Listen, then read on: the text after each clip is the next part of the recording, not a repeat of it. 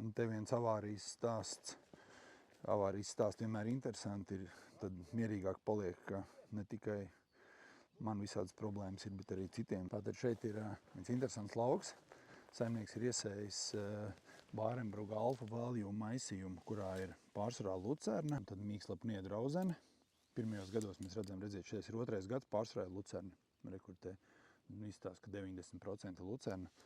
Te ir pļauts pirms 17 dienām. Kā man jāsagriež pareizi ir. Šitā ir pareizi. Skaties, cik ir augstums. Ja? Šis ir sēts 25. gada pavasarī. Tas stāsts ir interesants ar to, ka pēc 3. pļauvuma viņi nevarēja novākt. Un palika pēc pļaumašīnas samesti vāli. Un tajās tukšajās vietās, redzi šitādas tajās vietās, kur bija vāli, tur palika šitādi te gar zāli. Un attiecīgi 4. pļauvumu arī nevarēja novākt. Dēļ tās vecās zāles, kas bija palikusi virsū. Bet zāle padevās ļoti labi. Un tad ļoti vēlā rudenī, tuvāk ziemai, to zāli vēl, to 4. pļauvumu nenovāc, bet vienkārši nomulčēja. Ko redzēt, šitā jau ir mulči. Ja? Bet rezultāts ir tāds, ka ir ļoti daudz tukšu vietu.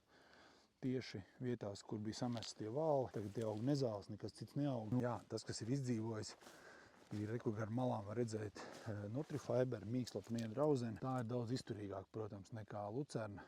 Kaut gan tie lucerna arī gar malu ir dzīve. Bet pārsvarā var redzēt, ir stiebru zāles ir izdzīvojušas. Šeit stiebru zāles, šeit sākās lucerna. Un šitiem bija tas vāls.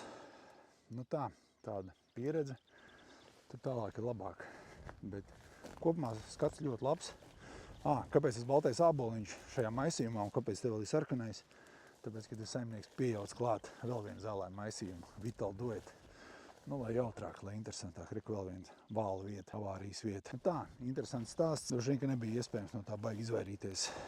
Lauka lieli, saimniecība liela. Un pagājušajā gadu laiks bija tāds, kāds viņš bija. Visiem čau, novēlu veiksmi.